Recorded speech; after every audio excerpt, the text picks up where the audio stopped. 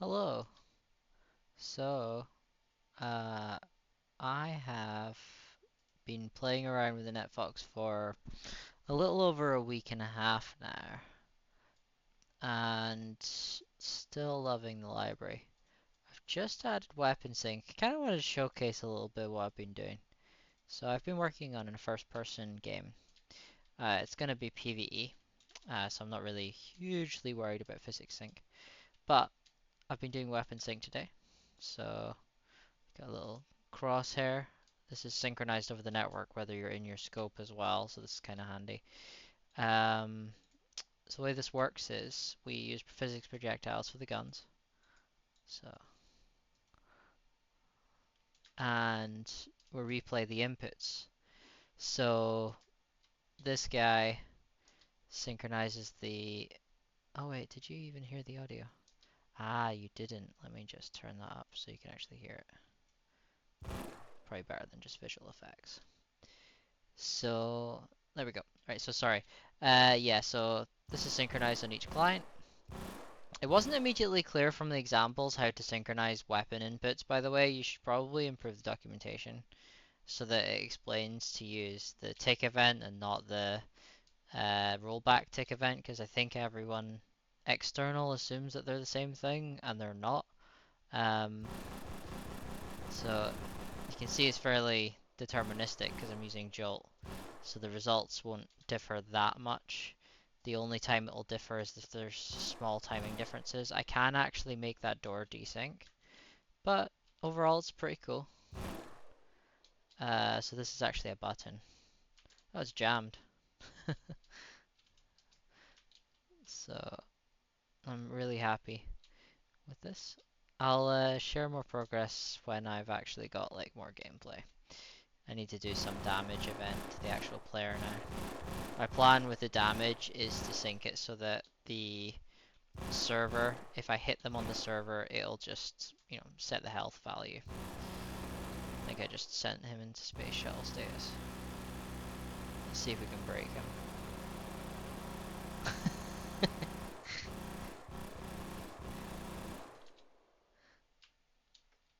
No, still, they still work.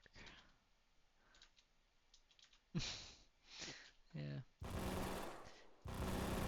This was so easy to get started with, like, we definitely need this in core godot. Very happy with it.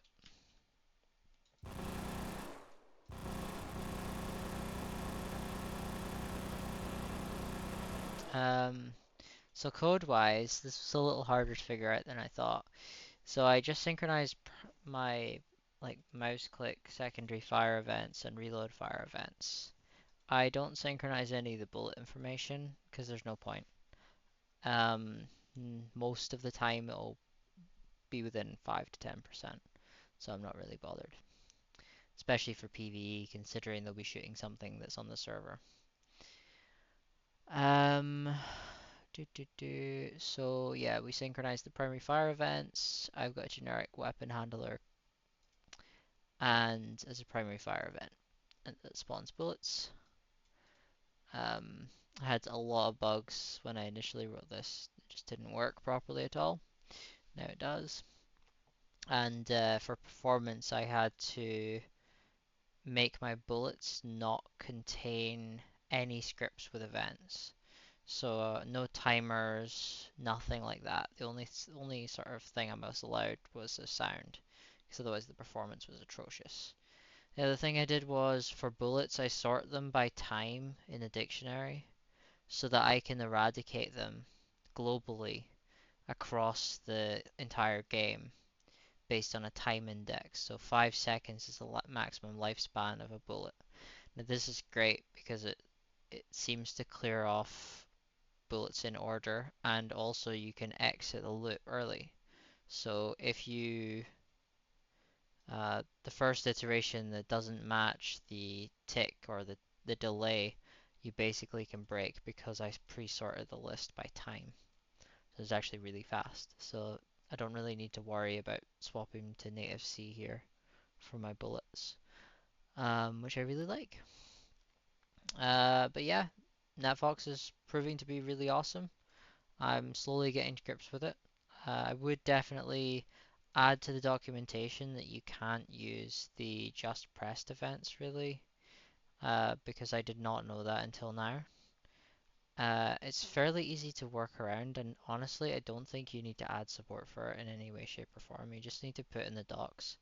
If you're um, needing to use just pressed events, what you should actually do is write some Boolean variable to debounce it yourself. So what I did, which was really straightforward, was I went to my weapon handler and I did this in like 5 seconds. I added a first press event to my secondary fire to turn into the scope.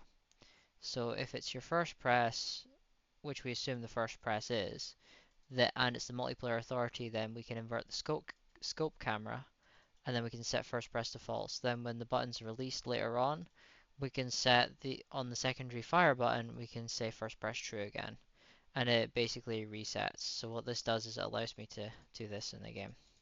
So I can go into my scope camera really quickly. Um, in theory, it's networked, but because I've got the is multiplayer authority check there, it's not networked. But at least um, when I'm processing the ticks on the actual player, I can basically choose, like so. When I process my weapons, I can do it in the tick event, and it doesn't matter then whether it happens on the network event or whether it happens on the local client, whether they primary fire or secondary fire, and it's a just pressed situation. Obviously, I need to clean up the code. This is something I just wrote at 5 in the morning, but hey ho, I'm gonna keep going with my game. Hopefully, I can get this like prototype finished in like a couple weeks because I'm trying to like actually go onto Steam, and I really appreciate Netfox's help. So I'm probably gonna donate to Netfox at some point. Not this month, probably looking at January if I'm still doing the game. So yeah, cheers.